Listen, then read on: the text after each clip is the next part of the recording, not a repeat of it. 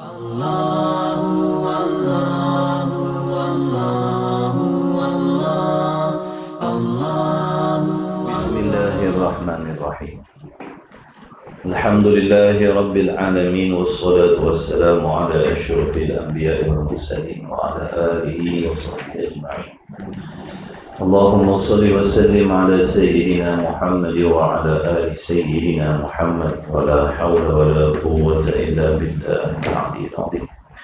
ولا حول ولا قوة إلا بالله العلي العظيم ولا حول ولا قوة إلا بالله العلي العظيم. حسبنا الله ونعم الوكيل على الله توكلنا لرضاء الله تعالى. الفاتحة. أعوذ بالله من الشيطان الرجيم. بسم الله الرحمن الرحيم. الحمد لله رب العالمين الرحمن الرحيم مالك يوم الدين إياك نعبد وإياك نستعين اهدنا الصراط المستقيم صراط الذين أنعمت عليهم غير المغضوب عليهم ولا الضالين. أعوذ بالله من الشيطان الرجيم. بسم الله الرحمن الرحيم. الحمد لله رب العالمين والصلاة والسلام على أشرف الأنبياء والمرسلين وعلى آله وصحبه أجمعين. سبحانك لا علم لنا إلا ما علمتنا إنك أنت العليم الحكيم. اللهم افتح علينا حكمتك وانشر علينا من خزائن رحمتك يا أرحم الراحمين. ربنا زدنا علما وفهما يا كاشف المشكلات اكشف الحجب عن وجوه هذه المعاني حتى نطلع على خفيات المسائل واحفظنا من الخطأ والضلال فأنت مغفر كل أمر وأنت أعلم الغيوب برحمتك يا أرحم الراحمين. وهب لنا يا وهاب علما وحكمة ورزق يا رزاق كلنا مسهلا وبالخير يا فتى فافتح لنا وبالهدى وبالعلم كلنا يا عليم فضلا. اللهم علمنا ما جهلنا وذكرنا ما نسينا. اللهم اجعل أعمالنا خالصة لوجهك الكريم. وصلى الله على سيدنا محمد وعلى آله وصحبه وبارك وسلم والحمد لله رب العالمين. أما بعد. السلام عليكم ورحمة الله وبركاته. Hadirin hadirat yang dimuliakan oleh Allah Subhanahu wa taala, para muhibbin, pecinta ilmu, pecinta majlis ilmu, insan-insan pilihan Allah. Alhamdulillah, bersyukur kita kehadiran Allah Subhanahu wa taala yang menemukan kita kembali setelah hampir 2 tahun. Diharapkan tuan-tuan, perempuan, hadirin hadirat semua sihat walafiat insyaallah.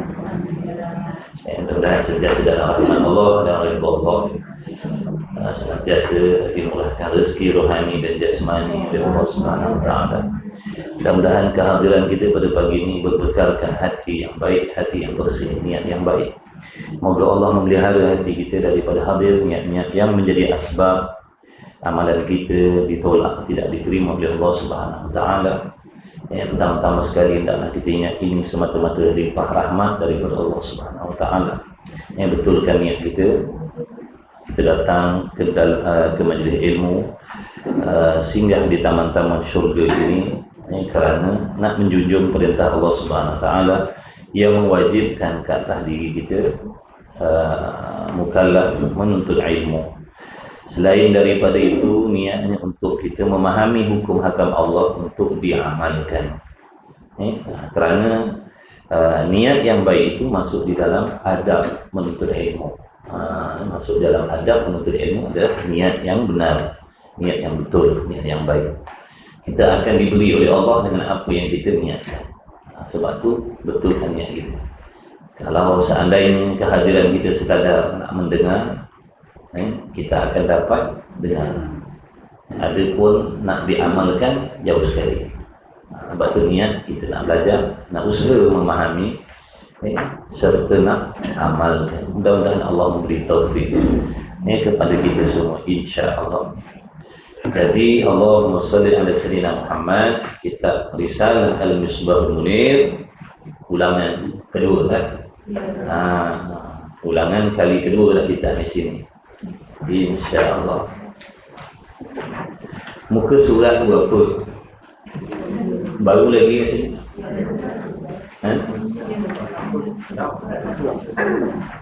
Muka surat berapa? 2 tahun dah. Muka surat 3. Rumi. Ada 6, ada 1.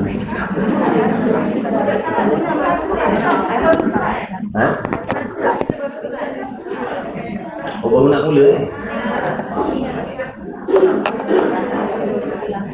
Baru nak mula.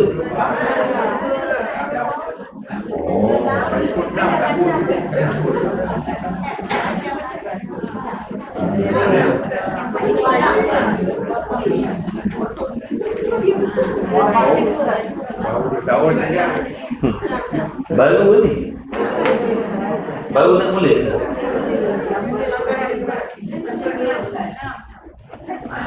Jawi muka surat. Jawi muka surat 3.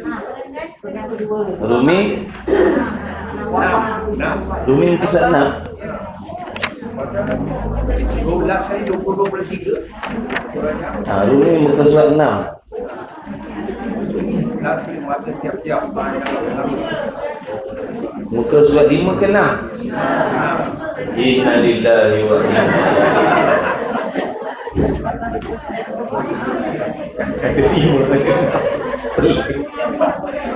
Pening. Ambil muka surat 5 bawah. Dah, tenang, jangan gaduh. Muka surat 5 baru. Muka surat 5. Pada kitab, dia tengok kitab. Kitab Misbahul Munir, muka surat 5. Baik. Bismillahirrahmanirrahim. Qala al-muallifu rahimahullahu ta'ala. Wa nafa'ana wa iyyakum bi'ulumihi fid daraini amin ya rabbal alamin. Kata muallif rahimahullahu ta'ala, bermula undang-undang Allah Ta'ala 5 perkara. Ini yang dipanggil dengan hukum syara'. Ini yang dipanggil dengan hukum syara'. Jadi di awal kitab Usuluddin ni, mana-mana kitab Usuluddin sebelum membahaskan sifat-sifat yang bersangkut paut dengan zat Allah, yang wajib, yang mustahil, yang harus, dia akan memperkenalkan kepada kita terlebih dahulu perkara yang penting-penting untuk kita fahami betul-betul, agar nanti tidak ada timbul kekeliruan di masa yang akan datang. Jadi tidak ada perkara yang tidak penting di dalam kitab ni, melainkan penting semua. Jadi mudah-mudahan Allah Ta'ala memberikan kita rezeki istiqamah. Boleh belajar, boleh ngaji di setiap baris, di setiap muka surat, daripada awal hingga akhir kitab, insya-Allah.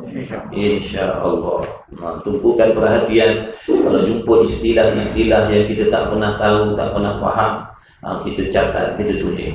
Jangan malas menulis. Kesian kedai-kedai alat tulis tu, pen tak laku.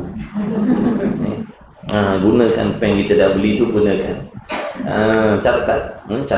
Seburuk-buruk tulisan, sekuat-kuat ingatan. Jangan malas catat. Baik, jadi undang-undang Allah, ataupun sebelum ni dikata agama. Sebelum ni dia dah perkenalkan apa itu agama. Agama itu bermaksud undang-undang ataupun peraturan-peraturan yang datang daripada Allah Subhanahu wa Ta'ala. Mana Allah yang buat, Allah yang suruh, Allah yang tetapkan, Allah yang perintahkan. Undang-undang tu, batasan-batasan tu, landasan-landasan tu, disiplin-disiplin tu. Allah yang menjadikan alam ini, Allah yang menciptakan makhluk inilah yang memerintahkan undang-undang tersebut. Allah yang menciptakan alam inilah yang membuat peraturan-peraturan tu. Bukan Nabi, bukan orang lain dah. Allah sendiri pencipta itu sendiri yang membuat undang-undang ataupun peraturan-peraturan untuk diamalkan oleh makhluk yang dia ciptakan, yakni manusia dan jin. Kenapa tu? Supaya kita selamat. Supaya kita selamat. Bila kita ikut undang-undang, peraturan-peraturan yang datang daripada pencipta kita, maka kita akan selamat. Kita akan selamat. Sebab tu mesti wajib mengenal dan memahami sungguh-sungguh serta yakin di dalam hati siapakah yang dinamakan pesuruh tadi. Yang dikatakan Tuhan, yang dikatakan Allah tu bagaimana sifat dia. Apabila seseorang itu memahami, mengenal Allah, kefahamannya betul, akidahnya betul terhadap Allah, insya-Allah apa pun undang-undang, apa pun peraturan-peraturan yang datang daripada Tuhan tadi, dia boleh terima dengan lapang dada. Sebab dikenal dah Tuhan tu siapa, yang buat undang-undang tu siapa. Jadi di situ di antara lain timbul rasa takut terhadap Tuhan, gerun terhadap Tuhan, malu terhadap Tuhan, sehingga tak berani nak memprotes, nak mengkritik apa sahaja undang-undang yang dibuat oleh Allah. Itu baru kata dia mengenal Tuhan. Barulah masuk dalam kata orang kenal Tuhan. Bukan tahu nama je. Bukan sekadar tahu nama Allah tapi tak kenal. Baik, jadi itu maksud undang-undang ataupun yang dinamakan agama. Agama. Bila sebut agama je, faham dah. Agama tu undang-undang Allah. Yang Allah perintahkan, yang Allah amanahkan kepada para rasul alaihi wassalatu wassalam untuk dikhabarkan, diajarkan kepada umat, kepada makhluk, yakni manusia dan jin, supaya mereka mengamalkan undang-undang tadi dah. Itu yang dinamakan agama. Orang-orang yang mengamalkan, orang-orang yang mematuhi, yang mengambil undang-undang Allah tadi, lalu dipakai pada diri dia, dipanggil Muslim. Sebab tu panggil Muslim. Muslim ni makna orang yang guna pakai undang-undang Allah dalam kehidupan dia. Sebab tu panggil Muslim, bukan panggil saja tu. Bukan panggil saja-saja. Bila sebut Muslim, yakni orang yang mengguna pakai undang-undang Allah di dalam kehidupan dia. Jadi kalau kita nak buang undang-undang Allah ni, tak nak ikut, tak nak pakai, patut ke tak patut dipanggil Muslim? Tak patutlah. Sebab panggilan Muslim ni adalah untuk orang yang mengguna pakai undang-undang tadi di dalam kehidupan dia. Sebab tu dipanggil Muslim, orang yang ada pada diri dia undang-undang undang-undang Allah. Jadi yang tolak, yang tak mau amalkan, maka tak layak nak dipanggil Muslim. Tak layaklah nak dipanggil Muslim. Dipanggil Muslim yang tidak sempurna. Muslim atas nama sahaja, tapi cara kehidupannya macam orang bukan cara berpakaian bukan cara orang Islam. Baik, dan undang-undang dari peraturan-peraturan itu tadi, ini ulangan pelajaran 2 tahun lepas. Dan undang-undang Allah tu melibatkan perihal akidah. Di antara undang-undang yang Allah tetapkan tu, di antaranya melibatkan ataupun tentang akidah, pegangan dan kepercayaan dalam hati. Makna manusia ni dia tak boleh meletakkan kepercayaan sesuka hati terhadap Allah, sesuka hati terhadap Quran, sesuka hati terhadap Nabi Rasul, hari kiamat dan perkara-perkara yang termaktub di dalam rukun-rukun iman. Tak boleh. Tak boleh kita nak buat sesuka hati, nak meletakkan kepercayaan ikut selera kita kepada Allah Ta'ala. Kenapa? Kerana ada undang-undang akidah. Ada undang-undang akidah. Ni yang kita nak belajar. Ni yang kita nak belajar dalam ni. Di antaranya undang-undang akidah. Bagaimana pegangan dan kepercayaan yang wajib ada di dalam hati orang Islam ataupun orang mukmin. Boleh tak nak percaya Allah tu ikut nafsu? Tak boleh. Ada ada undang-undang dia. Sebab tu wajib belajar. Kalau tak belajar, kita takkan maklum, kita takkan tahu, kita takkan faham, kita takkan reti apakah undang-undang akidah tadi. Sehingga nanti takut terlanggar undang-undang tadi. Yang mana kalau undang-undang akidah ni dilanggar, akibat dia apa? Murtad. Kesalahan dia sangat besar, bukan kecil. Bila undang-undang akidah ni dilanggar, sengaja atau tak sengaja, akibat daripada itu, denda dia apa? Murtad, syirik. Sebab tu kita kena belajar supaya kita tahu undang-undang, kita tahu sempadan-sempadan, agar kita boleh berhati-hati, agar kita boleh berwaspada. Macam orang, dia dah belajar undang-undang jalan raya, maka dia akan berusaha bersungguh-sungguh menjaga dirinya supaya tidak melanggar undang-undang jalan raya tadi, supaya tidak disaman, tidak dikompang dan sebagainya. Betul? Rata-rata ramai orang belajar undang-undang jalan raya, sebab takut kena saman. Tapi tak ramai yang peduli tentang undang-undang akidah. Ramai yang tak peduli tentang undang-undang akidah. Mereka memiliki pegangan dan kepercayaan terhadap Allah mengikut hawa nafsu masing-masing. Aku percaya Allah begini, dia percaya Allah begitu, mereka percaya Allah begini. Sebab ikut selera, ikut nafsu masing-masing, kerana tidak ada panduan tentang undang-undang kepercayaan terhadap Allah. Majoriti tak belajar akidah. Sikit sangat orang belajar akidah.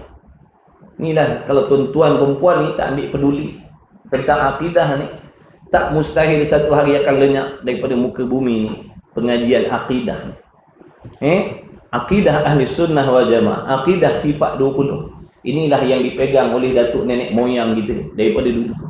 Sejak mula Islam sampailah ke hari ini. Cuma hari ini makin tak ada dah orang nak mengaji ilmu akidah. Orang sibuk tentang ibadah, sibuk tentang ibadah, tak peduli tentang akidah.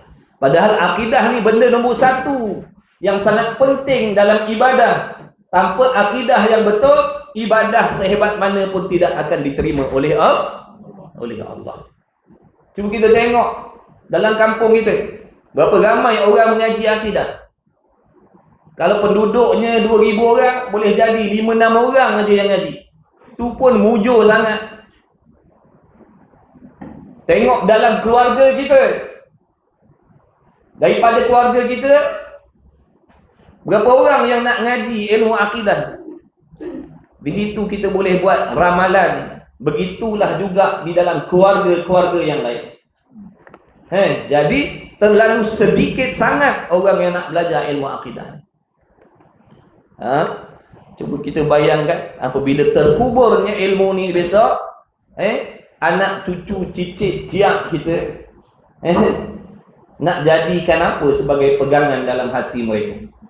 Kalau kita daripada sekarang tak bersungguh-sungguh nak tolong agama, kalau kita sekarang tak bersungguh-sungguh nak mengajar, nak berkongsi ilmu akidah, kalau kita tak nak bersungguh daripada sekarang, sedangkan puak-puak di sebelah sana sedang bersungguh-sungguh menghasut masyarakat meninggalkan mempelajari ilmu ni. Kalau kita berpeluk tubuh, pandang remeh-temeh, tak peduli, tidak mustahil anak-anak cucu cicit kita besok dibimbing oleh orang-orang yang memiliki akidah yang bukan ahli sunnah. Tidak mustahil. Sebab tu kita kena mengaji sungguh-sungguh. Mudah-mudahan dengan kesungguhan kita, Allah pelihara keturunan kita. Amin ya. Amin ya rabbal alamin. Baik. Kemudian jadi pasal akidah tak boleh sebab ada undang-undang. Begitulah juga dengan ibadat. Nak beribadat pun ada undang-undang yang datang daripada Allah. Nak puasa ada undang-undang dia, nak salat ada undang-undang dia, nak haji umrah zakat dan sebagainya ada undang-undang dia. Nak berpakaian ada undang-undang dia. Nak bermuamalah, berurusan sesama manusia juga ada undang-undang. Siapa yang tetapkan tadi? Allah, pencipta kita yang menetapkan. Begitulah seterusnya. Banyak undang-undang. Nak bercakap ada undang-undang, betul? Nak bercakap ada undang-undang, nak menulis ada undang-undang, nak mendengar ada undang-undang, nak melihat, semua ada undang-undang. Yang mana undang-undang tu ditetapkan oleh Tuhan, yang kita sendiri mengaku, membenarkan, menyungguhkan tidak ada Tuhan selain daripada Dia. Baik. Bermula undang-undang. Dan satu lagi. Apa sahaja urusan, apa sahaja pekerjaan kita manusia ini ataupun jin, tidak boleh terlepas daripada undang-undang Allah. Apa sahaja pekerjaan kita, apa sahaja perbuatan kita, di mana sahaja kita duduk, di mana sahaja waktu kita berada, tak boleh terlepas, terasing, tersuku daripada undang-undang Allah. Jadi pahaman yang mengatakan ada tempat-tempat tertentu kita ni terasing daripada undang-undang Allah, terasing daripada agama, ini fahaman yang sesat, lagi menyesatkan orang ramai. Terang-terang politik suku, agama suku. Agama tadi apa? Undang-undang Allah. Jadi kalau kita nak detailkan lagi, politik lain, agama lah. Dalam berpolitik tak ada sangkut paut dengan agama, seolah-olahnya begitu. Dalam berpolitik tidak ada hubung kait dengan undang-undang Allah. Itu bahaya. Bahayalah bila berpolitik tidak ada hubung kait dengan hukum hakam Allah. Jadi di situ kalau buat kezaliman pun tak jadi masalah. Faham tak? Ini pahaman-pahaman yang sesat, lagi menyesatkan masyarakat. Berapa juta orang percaya dengan perkataan ni? Berapa puluh ribu orang yang percaya dengan perkataan politik suku, agama suku ni, sehingga mereka jadi puak-puak otak tiga suku semua. Otak tiga suku lah, tak waras.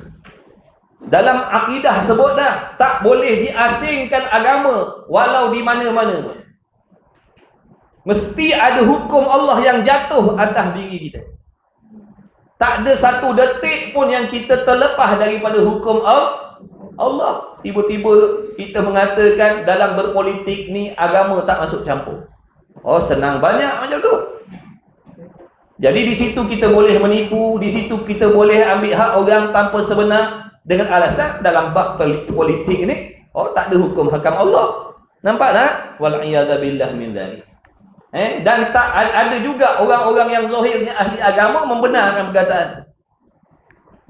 Kerana apa?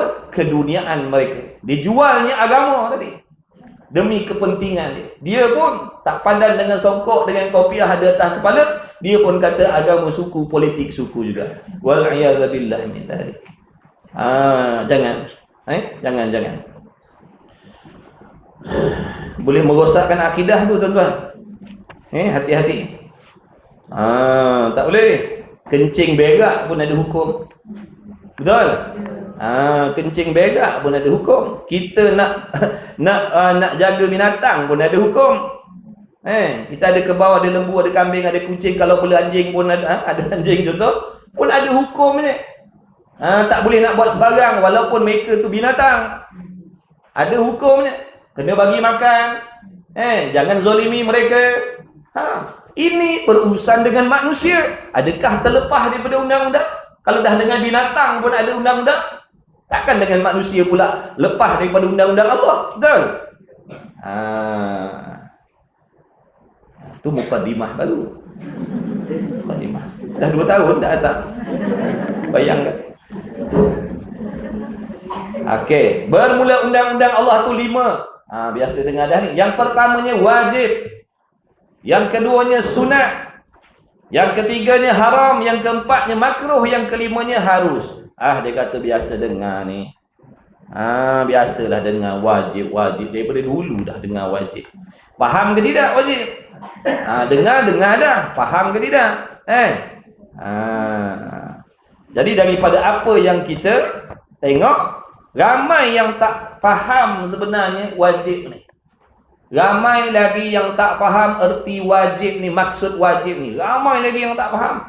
Meskipun ramai dah dengar. Ramai dah dengar. Baik, maka tiap-tiap daripada apa kerja manusia itu. Manusia, dia tak sebut sini kambing. Dia tak sebut kambing. Maka tiap-tiap daripada apa kerja kambing itu. Tak, dia tak kata gitu. Ada dia kata gitu? Maka tiap-tiap daripada apa kerja lembu itu. Oh tak, dia kata manusia. Jadi siapa yang berasa manusia? Siapa yang berasa manusia, dia masuk dalam ni. Apa sahaja kerja manusia itu, perbuatan, kelakuan manusia itu tidak keluar daripada salah satu daripada 5 undang-undang yang tersebut. Tadi ya? Mesti salah satu hukum tu mesti jatuh atas diri kita. Kalau tak wajib boleh jadi haram, kalau tak haram boleh jadi sunat, kalau tak sunat boleh jadi makruh, kalau tak makruh boleh jadi harus. Nak kata sunyi daripada 5 mustahil. Contoh saya nak kata sekarang ni saya tak ada kena mengena dengan hukum Allah. Wajib pun tidak, sunat pun tidak, makruh pun tidak, haram pun tidak, harus pun tidak. Mustahil. Mesti salah satu. Kalau sekarang ni contohnya kita sedang duk belajar, sedang duk mengaji ilmu yang wajib. Maka sekarang ni kita sedang duduk dalam hukum wajib. Boleh jadi ada di kalangan kita ni yang dah tahu, yang dah pandai, yang dah lepas fardu ain dalam bab ilmu akidah, maka belajar ilmu akidah sekarang ni di sisi diri dia jadi sunat sahaja. Dan sekarang ada orang yang dia tak pandai, tak tahu, tak lepas lagi, tiba-tiba dia meninggalkan belajar ilmu ni, dia duduk dalam haram. Begitulah seterusnya. Ini ilmu fardu ain ni. 3 hari tak keluar cari ilmu fardu ain, kata ulama, jadi fasik. Kecuali orang yang dah lepas tuntutan fardu ain. Sebab tu hukum membuat jadual agar kita dapat belajar ilmu fardu ain ni, hukumnya wajib. Wajib buat jadual. Kerana kalau tak buat jadual belajar, memang jawabnya takkan belajar. Jadi hukum buat jadual waktu untuk belajar fardu ain, hukumnya wajib. Kalau tak buat, membawa kepada kita meninggalkan ilmu yang fardu ain ni, membawa kepada kita tak belajar ilmu yang fardu ain ni, maka dosa. Sebab tu wajib buat jadual. Wajib bagikan waktu untuk menuntut ilmu fardu ain. Maka kemudian daripada salah satu daripada 5 undang-undang yang tersebut, yang dinamakan dia dengan hukum-hukum syarak, itulah yang dipanggil hukum syarak. Hukum syarak tu ada 5. Dan hukum-hukum taklifiyah, nama lain dia. Kalau tak panggil hukum syarak, panggil hukum taklifiyah. Undang-undang yang bangsa diberatkan ke atas diri kita mukallaf. Kita ni mukallaf yang diberatkan oleh Allah. Allah yang memberatkan kita agar mengikut undang-undang. Suka tak suka, kena ikut. Kalau tak silap, ada ayat Allah dalam Quran, dia kata kalau tak suka Allah tu Tuhan, kalau tak suka dengan agama ni, pergi cari Tuhan yang lain. Pergi cari, berambuh cari Tuhan yang lain. Ada ke? Mana ada Tuhan selain Allah? Maksudnya di situ, mau tak mau, kena ikut. Sebab nak lari kepada Tuhan yang lain memang tak ada dah. Tengok betapa bencinya, murkanya Allah kepada orang yang tak suka dengan agama ni. Tak kata kalau tak suka, pergi cari Tuhan yang lain. Ada? Mana ada? Jadi mau tak mau, siapa pun kita, apa pun pangkat jawatan kita, kedudukan kita atas dunia ni, kita tetap duduk di bawah taklif. Makna diberatkan hukum Allah. Mau tak mau, suka tak suka, tak peduli. Siapa Tuhan sekarang, siapa makhluk? Siapa Tuhan sekarang, siapa makhluk?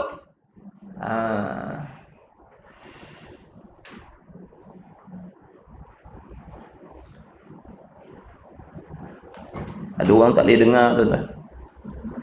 Dia kata macam masuk dalam mesin basuh. Lalu ni ada orang jumpa kita. Dia kata, Ustaz, Ada kawan dia kata dia tak boleh duduk dalam ustaznya kuliah. Dia kata macam duduk dalam mesin basuh. Tak boleh tahan. Nanti dulu hari cakap. Kena tadah dengar. Yang tak suka tu, yang menyirap, yang marah tu setan. Setan yang duduk dah bersarang dalam hati kita. Nafsu ni, sebab tu bila dengar kuliah lebih-lebih lagi, kalau jenis bantai hati ni jadi panas. Dia jadi panas, jadi pedih, jadi rasa macam nak bumbuk yang muka orang bercakap. Sebenarnya yang dalam ni. Sebab tu kena bakar dia, kena duduk, tahan sahabat, lama-lama dia terbakar dia, ataupun dia lari, dia hilang lah. Baru besok dia akan bertukar jadi seronok. Macam orang kena sambut setan tu. Kan? Baca ayat ruqyah tu. Habis dah, dia dah tak larat nak menjerit dah, dia pun cailah pun lari dah gitu. Lepas tu tak ada dah lah. Dah lari dah. Nampak tak? Macam tu lah yang dalam ni. Lazimkan dengan kuliah. Memang mula-mula pedih, pedas, apa lagi? Menyirap, apa lagi? Meluat, apa lagi? Ikutlah yang sama waktu dengan dia. Tapi kalau sabar, Allah akan gantikan dengan hati yang baru. Kalau hari tu dia menyirap, nanti dia akan jadi rindu nak dengar. Bila nak ada dengar kuliah yang sampai ke dalam hati. Dia dah hati dah baik kan tu. Jadi kena sabarlah. Kena sabar. Mudah-mudahan Allah bagi kita taufik. Dia kan boleh nak lari. Oh, jangan dengar. Aduh, sakit gitu. Menyirap. Sebenarnya setan dan nafsu tu yang tak suka. Dia tak suka. Dia nak lari. Dah bila lari tak nyeloklah sampai bila. Tengah ru'yah lari. Taknya sihat lah. Datang balik. Datang balik, bukan datang balik, dia duduk dalam tu. Bukan dia datang balik, dia duduk dalam tu. Pergi jumpa perawat lain pula, baca ruqyah lebih kurang, menjerit tak tahan lagi. Taknya sembuh sampai bila-bila. Begitulah juga kalau kita nak ubat hati kita ni, kalau tak sabar, ego, sombong, belagak, takkan baik sampai bila-bila. Orang yang sabar, istiqamah, insya-Allah dia akan jadi baik. May yuridillahu bihi khairan yufaqihu fid din. Siapa-siapa yang Allah kehendak dia mendapat banyak kebaikan, banyak kebajikan, Allah akan jadikan dia orang yang memahami hukum hakam Allah. Tapi dalam proses nak memahami hukum hakam Allah tu, itulah di antara proses kena sabar banyak-banyak, kena tahan telinga. Kemudian dinamakan akan hukum taklifiyah yang lagi akan datang, menyebut akan dia di dalam huraian hukum-hukum syarak, insya-Allah. Disebut insya-Allah tu isyarat kepada jangan berangan panjang umur. Jangan berangan rasa hidup lama. Sebab tu iringkan perkataan kita tu tadi dengan insya-Allah. Insya-Allah. Orang yang tanda-tanda orang yang pendek angan-angan. Maknanya kalau Allah izin, maksudnya. Kalau Allah izin, ada umur, ada rezeki, dia akan sampai kepada huraian dia lah. Tapi kalau Allah tak izin, pendek umur, tak ada dah. Maknanya dia ingat mati lah tu. Dia ingat mati. InsyaAllah ni mana orang ingat mati. Dia tak pasti, dia tak yakin dia akan berada di dalam waktu tu. Meskipun dekat. Meskipun petang garang, dia kata insyaAllah. Sebab tak pasti lagi hidup sampai petang garang. Maka nyata pula daripada huraian ini bahawa pengenalan agama itu ramainya orang-orang yang tidak mengenal agama. Hanya pandai menyebut, pandai menulis juga dengan dalilnya. Jadi musannif bukan cakap kosong, ada dalil, ada bukti. Apa dia punya kenyataan tadi? Ramai yang tak faham agama ni sebenarnya. Ramai lagi yang tak faham dengan undang-undang Allah yang dipanggil agama tadi, ataupun yang dipanggil syariat tadi. Ramai lagi yang tak faham. Mana dalilnya? Ramai orang yang tidak menurut undang-undang agama tersebut. Itu dalilnya. Itulah bukti menunjukkan ramai lagi yang tak faham. Kalau faham, dah tentu dia buat, dah tentu dia patuh, dah tentu dia ikut, dah tentu dia tidak memilih-milih. Tapi ada di kalangan kita, ramai di kalangan kita yang masih memilih-milih hukum hakam Allah untuk diamalkan atau untuk ditinggalkan. Kita tengok contoh kat bawah tu. Maka setengahnya sembahyang sahaja. Setengah sebahagian daripada manusia ni dipilih sembahyang ni. Padahal yang Allah wajibkan bukan sembahyang semata-mata, banyak lagi yang Allah wajibkan. Sembahyang, puasa, zakat, haji, umrah bagi orang yang berkemampuan, tutup aurat, mengaji fardu ain, bercakap benar, ikhlas dalam ibadat, merendah diri. Itu semua perkara wajib. Tapi oleh kerana kita tak faham, kita pilih. Benda wajib kita pilih. Jadi dalam banyak-banyak yang wajib ni aku nak ambil semayang lah. Maka dia buat semayang lah. Yang lain dia tak buat. Padahal yang lain juga wajib.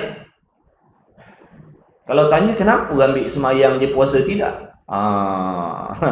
Dia kata kalau tak semayang berdosa.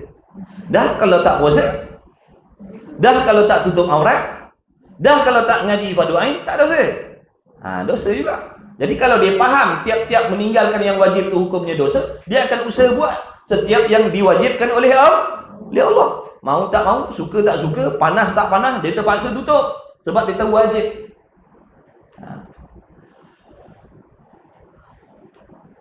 Maka setengahnya sembahyang saja, dipilih sembahyang aja.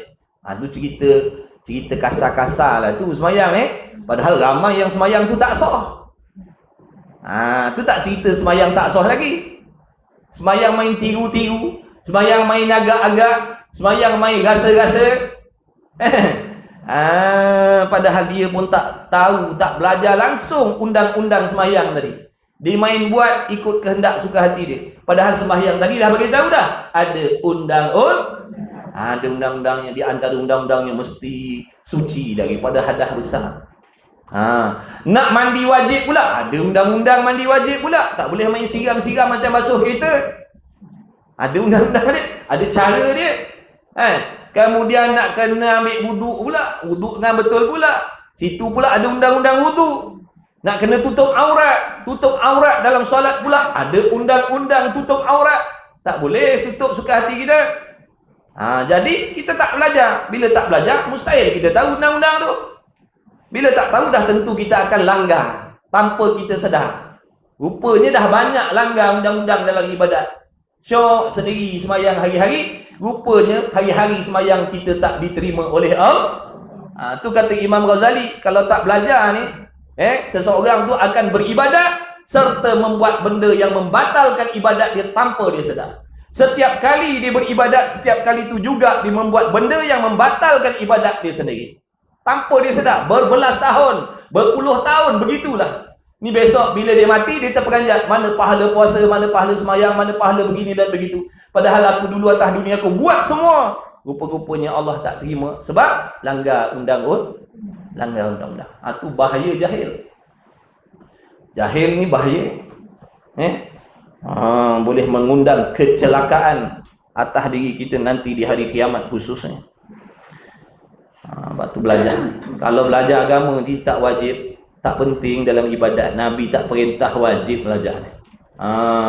Bila Allah perintah wajib, Nabi perintah wajib, menunjukkan benda itu sangat penting. Sangat penting. Tapi kita sombong. Belagak pandai dah. Mentang-mentang lah lahir di kalangan mak bapak Islam.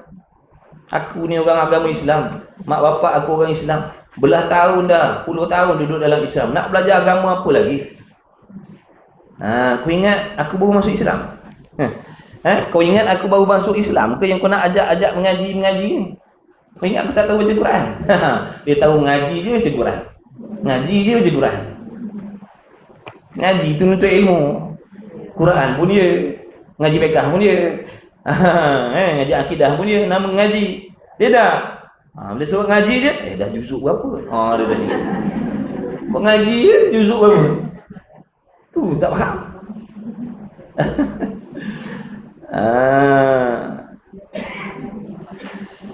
Allah. Puasanya tidak. Sembayang dah, molek dah. Kita tengok Zuhir lah, semayang dah. Tiap waktu semayang berjamaah lah pula. Oh, saf depan, belakang imam, tukang qomat. Oh. Kadang berebut mic nak azan. Oh, bagus dah. Tak semayang pula. Tak puasa pula dia. Tak puasa pula. Tak puasa. Padahal puasa juga wajib. Dipilih semayang aja. Kalau lain, yang banyaknya pilih cari nafkah saja.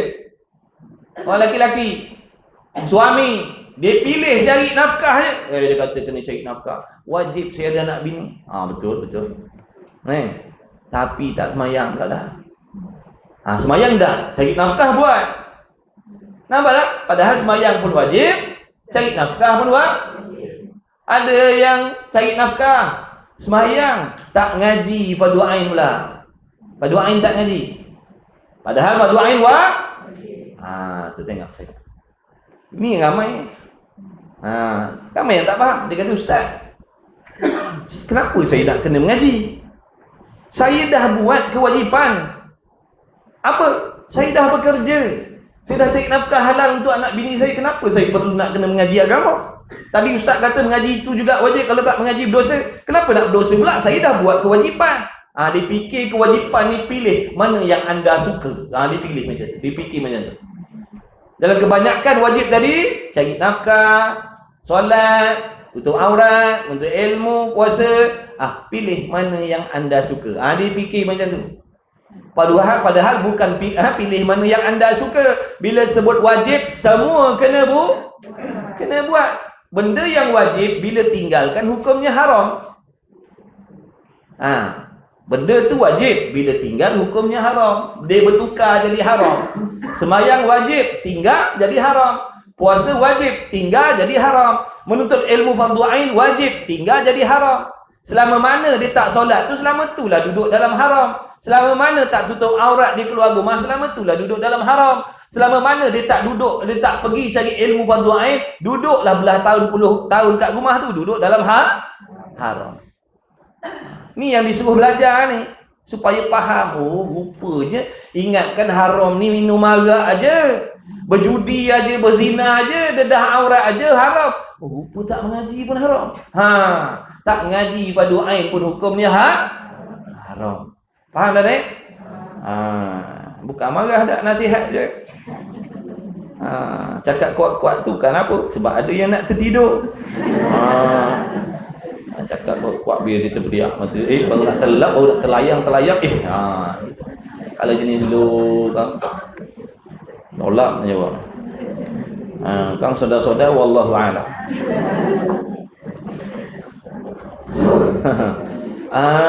Kemudian dan setengahnya sembahyang, puasa. Bagus-bagus dah ni, boleh buat menantu dah ni. Boleh buat menantu dah ni. Dan setengahnya sembahyang. Lepas tu puasa pula. Haji. Menunaikan haji. Tidak pula mengeluarkan zakat. Bab zakat pula dia cabut lari pula dah. Contohlah dia dah sampai tahap dah tu, orang yang wajib mengeluarkan zakat, dia tak nak keluar. Lain tak sampai kewajipan ni dah sampai kewajipan dia tu, dah ada kelayakan dah, cukup haul nisab dah. Tiba-tiba dia tak nak keluar. Dia takut jadi miskin. Aku penat-penat cari, senang-senang nak keluar zakat pula dah. Cukai tak peduli pula. Cukai tak peduli, zakat bukan main berkira. Padahal cukai itu ada ulama kata haram. Zakat ada ulama kata haram. Kok ada mana tahu. Dan bermacam-macamlah berlakunya, macam-macam fi'il lah kita ni. Macam-macam fi'il lah kita manusia ni. Pilih-pilih hukum Allah. Time semayang pandai tutup aurat, lepas semayang dedah aurat pula. Pelik. Kenapa tak solat dalam keadaan tak payah tutup aurat tadi? Solat je lah dalam pakai seluar pendek tu, free hair. Dia kata tak sah. Lepas tu dosa pula. Ni? Mana nak lagi? Mana nak lagi? Ni nak lepas main bola. Berhenti semayang asal. Bawa kain pelikat. Pakai seluar pendek. Pakai seluar pendek. Daripada padang bola nak pergi surau. Tepi padang ada surau. Molek dah tu. Tapi main bola tadi pakai seluar pendek. Nak pergi sembahyang pakai bawa kain pula. Tahu pula tutup aurat. Takut pula nak ngadap Tuhan dengan kepala lutut duduk luar. Tadi waktu main bola tak takut pula. Waktu solat jadi seolah-olah macam Allah ni nampak waktu solat je. Waktu tak solat Allah tak nampak. Macam tu kan? Dia kalau faham main bola pun tutup aurat, ikutlah main bola pakai kain pelikat ke, ikut dia kan. Dia tutup pakai seluar panjang, nak semayang pun tutup aurat. Itu menunjuk dia faham. Ni dah. Time bersukan seluar pendek, nak semayang tahulah tutup aurat. Yang perempuan time nak solat tutup rambut. Lepas solat free hair balik. Tu menunjukkan tak faham. Kalau dia faham, dia akan buat semua yang diwajibkan oleh Allah tanpa memilih-milih. Ini cerita buat ni. Cerita tinggal pun sama. Cerita tinggal. Apa maksud cerita tinggal? Pun pilih-pilih. Judi, tak mau. Minum arak. Jangan buat pasal minum arak. Jauh-jauh berzina dah. Tak nak. Mengumpat buat. Mengumpat buat. Siano. Nampak tak? Dia ingat mengumpat tak haram tak? Dia tahu haram ni minum arak, berjudi, tikam ekor, berzina, tu bunuh, tu haram. Mengumpat tak? Sebab tu dia mengumpat selamba je. Sebab pada dia yang haram-haram ni arak, judi, tu dalam bab tinggal. Dalam bab tinggal pun dia pilih-pilih juga. Mana yang nafsunya rasa jijik, dia tinggal. Makan anjing babi tak mau. Tak mau makan anjing babi. Peri pun aku tak nak makan. Tapi mengumpat yang lebih jijik daripada tu tak peduli pula. Memfitnah yang lebih jijik daripada anjing babi lagi tak peduli pula.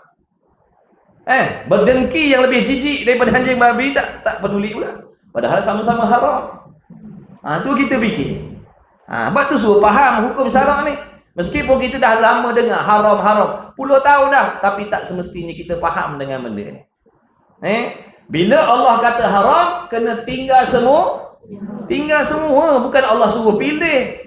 Mana yang kau nak berasa nak tinggal, kau tinggalkan. Yang kau berasa tak tinggal, tak apalah buatlah. Dah, itu benda makruh. Benda makruh boleh pilih nak tinggal. Benda sunat boleh pilih nak buat. Tapi kalau kata wajib, tak ada pilihan untuk buat. Kalau kata haram, tak ada pilihan untuk tinggal. Semua kena tinggalkan. Yang zahir, yang batin, semua kena tinggal. Begitulah. Ini peringatan bagi diri saya khususnya. Dan yang lain-lain. Mudah-mudahan ada manfaat. Boleh jadi ada ramai-ramai ini ada yang tak tahu. Ada yang belum tahu. Ataupun ada yang tak pernah tahu. Alhamdulillah lah, itu rezeki daripada Allah lah. Itulah tanda Allah nak baiki kita. Itulah tanda Allah nak selamatkan kita. Daripada tak tahu jadi tahu, daripada tak faham jadi faham.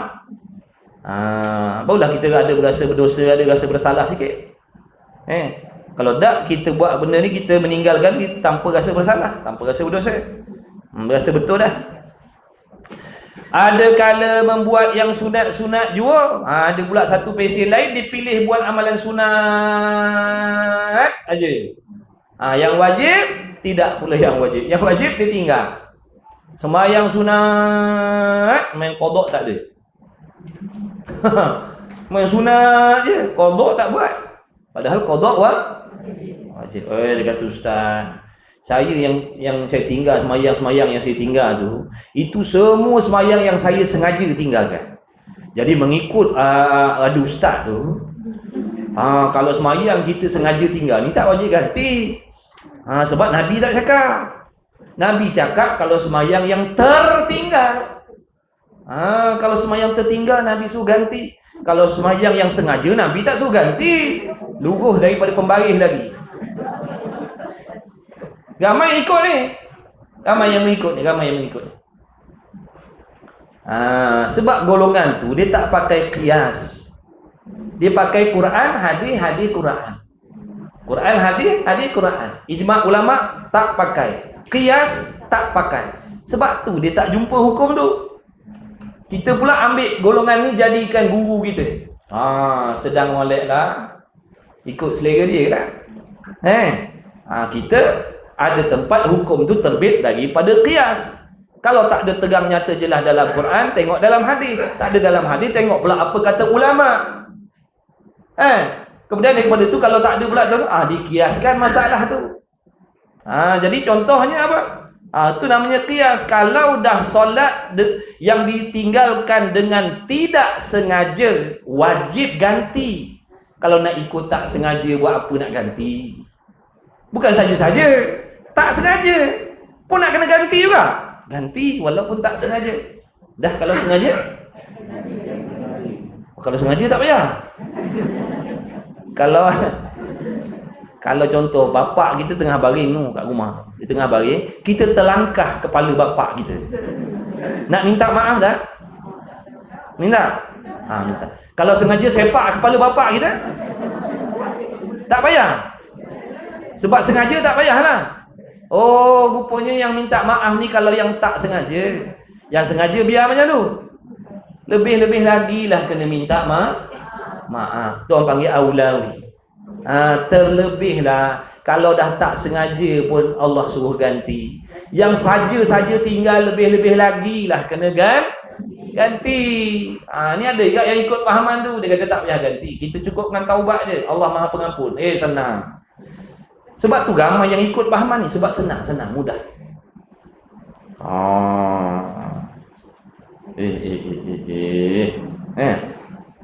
Ikut lah. Nak caya-caya tak caya sudah. Lakum dinukum waliyah. Dah kita cakap dia tak nak terima, nak buat macam mana? Kawan-kawan aku lah. Kita nak sampaikan apa yang ulama besar. Tak pernah lagi lah. Tak tahulah waktu tu saya tertidur. Waktu ngaji tu saya tertidur. Tok Guru ada cakap benda tu. Kalau solat yang tak sengaja, kalau sengaja tak perlu ganti. Tak pernah pula terdengar. Waktu ngaji dulu tak pernah terdengar pula. Boleh jadi tertidur masa tu. Yang kita dengar wajib qada, sengaja tinggal, tak sengaja tinggal, itu hutang dengan Allah, wajib kena ganti. Ini pula kalau sengaja tak payah ganti. Banyak cantik muka. Sebab tu orang suka pahaman tu. Senanglah ikut yang ni, lagi senang. Yang tu nak kena ganti. Aku dah lah 20 tahun tak sembahyang. Baru 3 hari taubat. 20 tahun kalau nak kena qada. Asyik baik kau. Muju sangat, alhamdulillah. Puji Allah lah. Alhamdulillah muju jumpa ustaz dia lah. Dia punya agama dia mudah lah. Kita kalau tinggal sembahyang banyak-banyak ni taubat je. Allah yang lain tu kira beres. Allah Maha Pengampun. Tak payah qada-qada. Walaupun sembahyang yang kita sengaja tinggal, tak ada masalah. Wah. Nafsu dah memang malas nak beribadat. Tiba-tiba jumpa pula yang macam tu. Sedang molek lah. Pucuk dicerita ulam mendatang. Dah ngantuk disorongkan tilam, bukan bantal. Tilam, totu semua siap.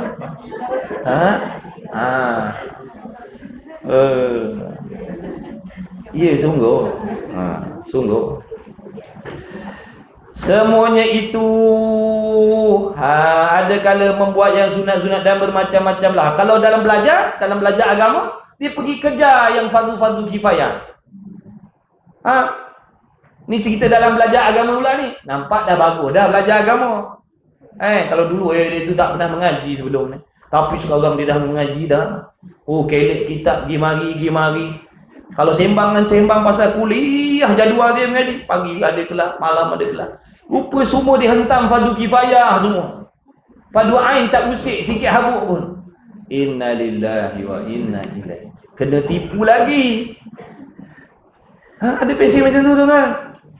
Pergi kejar tafsir, pergi kejar hadis, pergi kejar sirah, pergi kejar forum-forum yang umum-umum ni. Tapi yang fardu ain tak nak belajar. Apa jadi?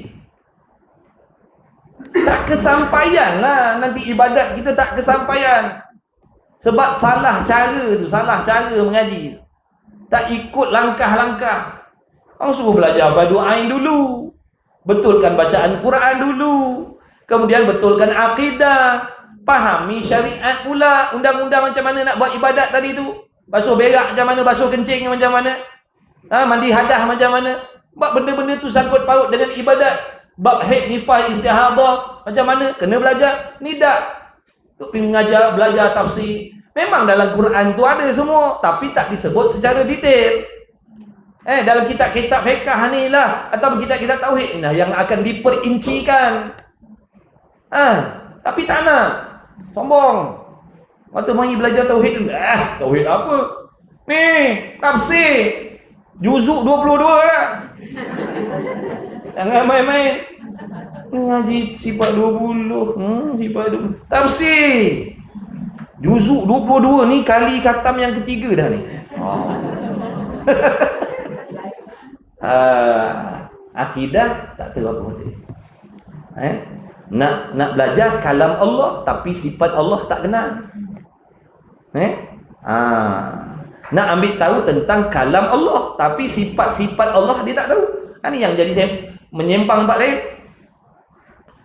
Allah. Musannif sebut ni, itulah benda yang berlaku. Tapi kadang-kadang kita tak berasa kita duduk dalam puak-puak ni. Kita berasa betul dah. Sebab dipermainkan oleh nafsu. Kata awak dah baik dah. Dulu awak tak mengaji, sekarang kan dah mengaji. Soleh dah tu. Ni kalau awak ni masuk mati pagi ni sekarang, masuk syurga tanpa hisap. Setan dengan nafsu duk puji-puji. Kalau jenis kau ni, dulu kan kau tak mengaji, sekarang kau dah mengaji kan.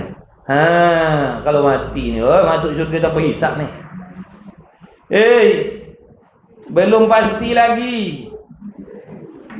Yang mengaji ikut saliran ni pun belum tentu selamat lagi. Banyak lagi permainan, tipu daya, perangkap daripada nafsu dan syaitan. Jangan ingat mudah nak masuk dalam syurga tu tuan-tuan. Syurga tu mahal. Dia bukan benda murahan, boleh masuk sesuka hati kita. Dia ada undang-undang. Tak nak ikut, habis. Jangan mimpilah. Semuanya itu berlaku macam tu tadi. Sebab apa? Semuanya itu sebab tidak mengenal agama. Itulah jawapan dia. Sebab tak kenal agama, sebab tak faham agama, sebab tak tahu pasal agama. Sebab apa? Agama ni kita letak belakang kita. Bab agama ni letak belakang je. Kalau terdesak baru guna agama. Meninggal baru panggil. Nak buat tahlil baru panggil. Nak nikah kahwin baru ingat agama. Selain daripada tu, buat tak peduli. Sepenuh-penuh kita berpaling kepada dunia. Tubuh badan kita paling kepada dunia, dengan hati-hati kita pun paling kepada dunia. Membelakangkan Allah, membelakangkan akhirat. Tak peduli langsung tentang agama. Itulah akibatnya kita yang tak pandai.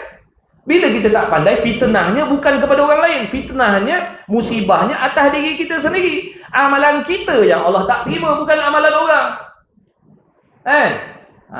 Kita kalau tak nak belajar, musibahnya atas diri kita. Bukan musibah atas diri orang. Dah tu, kalau dah tahu macam tu musibah orang lain, buat apa tu sibuk memekak-mekak ajak orang mengaji.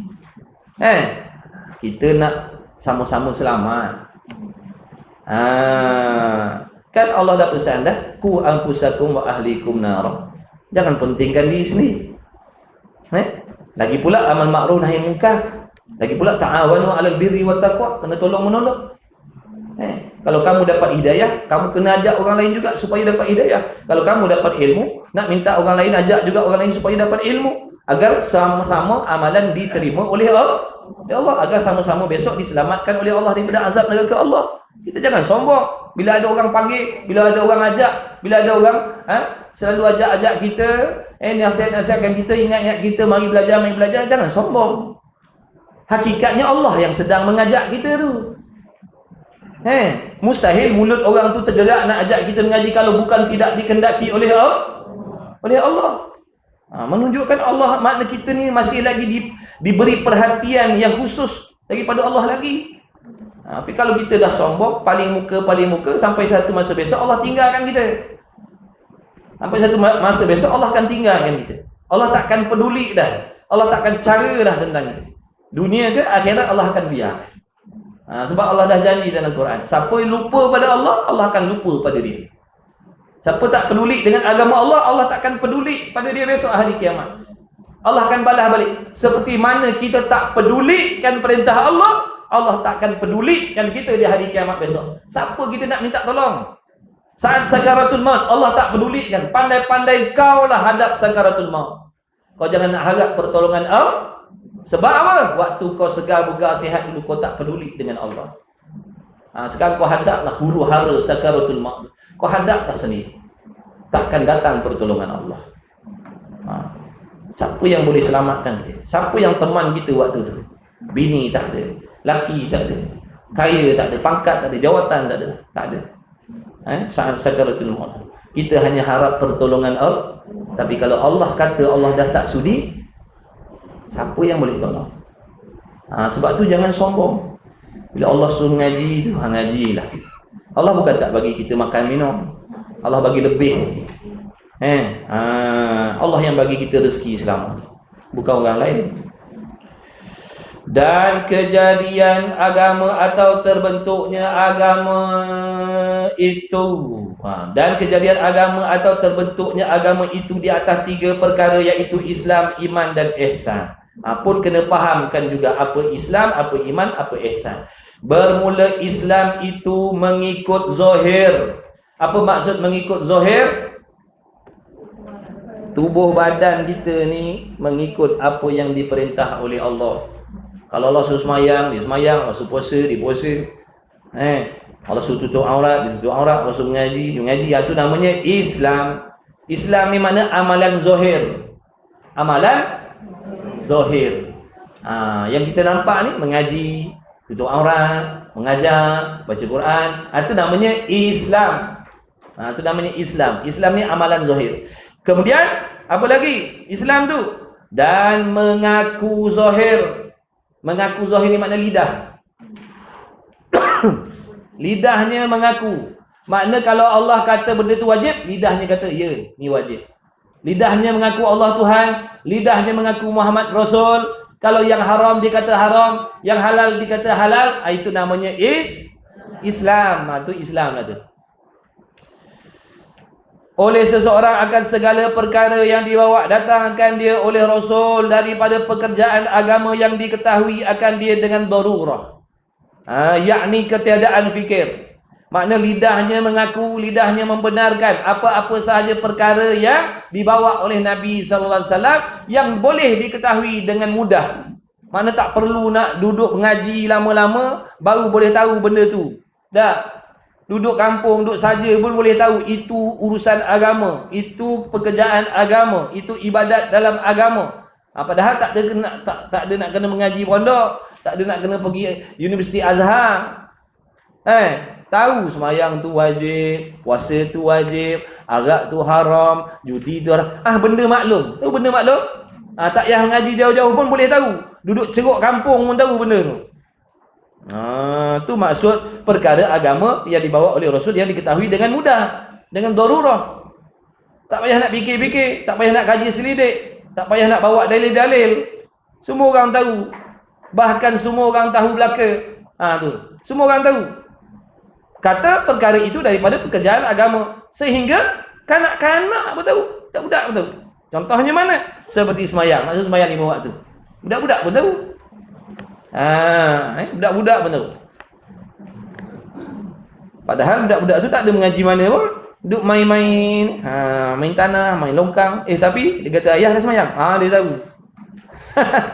Dia tahu semayang tu wajib rupanya. Puasa pun dia tahu puasa wajib.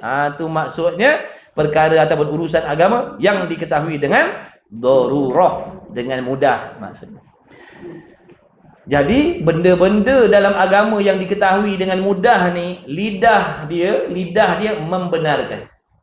Contoh tadi, lidahnya mengaku semayang tu wajib, lidah tu mengaku puasa tu wajib, lidah tu mengaku apa? Arak tu haram. Tu maksud Islam. Dan rukun itu, masuk rukun Islam itu 5 perkara. yakni terbentuklah segala pekerjaan agama itu atas 5 rukun yang dinamakan dia 5 rukun ni dengan rukun Islam. Makna tiang-tiang tunjang-tunjang yang penting dalam nak membangunkan Islam dalam diri kita atau dalam rumah tangga kita atau dalam masyarakat kita. Jadi kalau kita nak teguh Islam dalam diri kita, kena buatlah 5 tadi tu. Buat tu pula kena buat seperti yang disuruh, bukan buat suka hati. Contohnya solat, kita kata solat tu tiang agama. Kena pastikan solat yang nak dijadikan tiang dalam agama ni, solat ni mesti berkualiti. Barulah diumpamakan seperti tiang yang kuat, tiang yang teguh, tiang yang dibancuh ikut spek. Kalau tak, kalau tiang-tiang tapi peroi, tiang ada tapi peroi, pasir bukan main banyak, simen 2 cawan je dia letak. Tiang juga, tapi kuat tak? Tak kuat, meskipun ada tiang. Jadi maksud solat tadi bukan asalkan buat. Sebab tu tak pelik kita dengar orang solat jadi murtad, orang solat minum arak, orang solat berzina, orang solat berjudi, orang solat kuat mengumpat, orang solat kuat berdengki, orang solat kuat berdendam, orang solat kuat bersangka buruk. Sebab apa jadi macam tu? Kerana solatnya tidak berkualiti. Sebab Allah janji orang yang solat yang berkualiti, dia akan tercegah daripada benda kotor-kotor, benda keji-keji. Dengan sendiri dia tak mau buat, dengan sendiri dia rasa tak nak buat, dengan sendiri dia rasa jijik nak buat. Itu faedah daripada solat yang berkualiti tadi. Bukan asalkan solat mandi wajib tak sah. Bukan asalkan solat waktu rukuk nampak punggung. Tu maknanya ada tiang tapi peroi. Sebab tu kena pastikan solat tadi didirikan dengan betul. Barulah menjamin keteguhan bangunan yang namanya Islam tadi. Teguh. Sebab apa teguh? Sebab sembahyangnya berkualiti. Sebab tiang dia tu mantap. Bukan tiang yang peroi tadi, bukan tiang yang buruk dah, bukan tiang yang dimakan di anak-anak, bukan. Teguh, tiang dia tu teguh. Tiang dia tu sendiri teguh dah, maka bangunan dia akan teguhlah. Tapi kalau tiangnya tak teguh, akan runtuhlah bangunan tu, tak lambat cepat runtuhlah, bergoyanglah. Tu perumpamaan dia bagi. Meskipun tiang-tiang, dia kata kita ni kena semayang. Semayang ni tiang agama, betul. Tiang yang macam mana? Tiang banyak jenis tiang. Tiang yang macam mana? Kena faham tiang yang macam mana yang nak menjamin keteguhan bangunan yang namanya Islam tadi. Kalau semayang asalkan buat, tu bukan. Semayang mandi wajib tak betul, semayang wuduk tak betul, semayang tutup aurat tak betul, semayang rukun qauli baca dalam hati, tu tak pakai. Tu tak ada tiang tu. Sebab semayang yang tak sah tak diterima. Maknanya belum ada tiang lagi. Belum ada tiang lagi tu. Ini belajar bab semayang. Belajarlah bab semayang fiqh Syafi'i. Belajarlah dalam kitab fiqh Syafi'i tu. Cara semayang macam mana? Supaya kita nak menghasilkan semayang yang berkualiti, agar kita dapat manfaat daripada semayang tu. Dengan sendiri dia rasa macam tak seronok nak ngumpat orang. Kalau dulu jangan main-main, tu sarapan. Kalau dulu sarapan dia mengumpat. Sarapan mengumpat.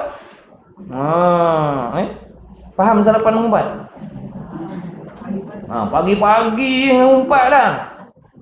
Kalau tak mengumpat tu ibarat macam tak sarapan hari tu. Dia mesti, kau nak tahu tak? Kau nak tahu tak? Sama ada mengumpat di lidah ataupun mengumpat dengan cara menulis. Sama aja. Sekarang ni orang mengumpat jarak jauh. Dengan SMS, dengan Messenger, dengan WhatsApp, dengan macam-macam. Tu mengumpatlah tu. Tapi bila semayangnya dah betul syarat rukunnya, keikhlasan hatinya betul dah, akidahnya betul dah, lalu Allah memberikan buah-buah daripada semayang tadi, faedah-faedah. Dia dah berasa tak seronok nak mengumpat. Macam tak kena. Dulu seronok. Tu faedah dah. Dia dah macam tak boleh jadi, macam tak kena pula. Tu faedah lah insya-Allah lah tu. Nak boleh dah faedah semayang dia. Kalau dak semayang tahajud. Tahajud tiap malam. Berdengki tak tinggal, berdendam tak tinggal, sangka buruk tak tinggal. Malam besok qiyamul lail lagi. Dan makna rukun itu ialah perkara-perkara yang jadi sesuatu dengan dia, dan ia rukun pula adalah merupakan juzuk sesuatu atau suku, yakni bahagian sesuatu itu. Yakni rukun itu adalah asas ataupun tunjang bagi sesuatu. Maka rukun Islam ataupun asas ataupun tunjang Islam itu ada 5 perkara. Pertamanya minggu depan. Pertamanya minggu depan insya-Allah. Jadilah tanda jadi. Tanda jadilah. Mudah-mudahan Allah bagi kita taufik, kesihatan, keafiatan semuanya mudah-mudahan. Satu lagi tadi. Allahumma salli ala sayyidina Muhammad. Jadi nak minta lah jasa baik antum semua. Doakan tuan guru kita Ustaz Amali. Yang dikhabarkan sekarang ni makna belum sihat lagi dan keadaan dia membimbangkan lah. Jadi harap-haraplah doa-doa daripada kawan-kawan, sahabat-sahabat, teman-teman yang hadir majlis ilmu ni. Doa-doakanlah beliau agar diberi kesihatan, kesembuhan seperti sedia kala, agar dapat dia meneruskan perjuangan menyebarkan agama Allah Subhanahu wa taala, menyebarkan ilmu insya-Allah. Dan seandainya ada di kalangan pihak antum semua yang nak membuat sumbangan, nak bantu ikutlah. Jadi saya dimaklumkan bolehlah pakat-pakat masing-masing nak buat tabung sendiri ke apa ke, buat kutipan dan nak serahkan, itu terpulanglah. Yang paling penting sekali kita pakat-pakat doakanlah. Moga Ustaz Amali diberi kesihatan, kesembuhan oleh Allah Subhanahu wa taala, agar kita dapat mengambil ilmu daripada dia lagi. Banyak lagi ilmu yang kita nak belajar daripada dia. Banyak lagi. Belum cukup lagi. Mengambil mengutip ilmu, mutiara-mutiara ilmu daripada dada dia. Maknanya itulah harap-harap Allah beri kesihatan, kesembuhan kepada beliau agar dapat dia mengajar, dapat kita belajar lagi insya-Allah. Cukuplah sekadar itu insya-Allah. Jumpa lagi minggu depan insya-Allah. Bismillahirrahmanirrahim. Alhamdulillahirabbil alamin wassalatu wassalamu ala asyrafil anbiya wal mursalin wa ala alihi washabbihi ajma'in. Allahumma rabbana anfa'na bima 'allamtana, rabbana 'allimna alladhi ma yanfa'una, rabbana faqih ahlana wa qarabatin lana fi dinina ma ahli qutri untha wa dhakar. Allahumma khallisna min ma'na fihi ikhlasan jamila. Allahumma ya muhawwil al ahwal hawwil ahwalana ya Allah ila ahsanil hal. ربنا تقبل منا دعاءنا إنك أنت السميع العليم وتب علينا يا الله يا مولانا إنك أنت التواب الرحيم. اللهم سلمنا وسلم ديننا وسلم توحيدنا وسلم معرفتنا وسلم أرواحنا وسلم أجسادنا وسلم أجسادنا وسلم أجسادنا وسلم كل شيء أعطيتنا. اللهم جملنا بالعافية والسلامة، اللهم جملنا بالعافية والسلامة، اللهم جملنا بالعافية والسلامة، وحققنا بالتقوى والاستقامة، وأعذنا من موجبات الندم في الحال والمال إنك أنت السميع الدعاء. اللهم يا محول الأحوال حول أهوالنا يا الله إلى أحسن الحال. ربنا آتنا في الدنيا حسنة وفي الآخرة حسنة وقنا عذاب النار. وصلى الله على سيدنا محمد النبي الأمي وعلى آله وصحبه وبارك وسلم. الحمد لله رب العالمين. تقبل الله منا.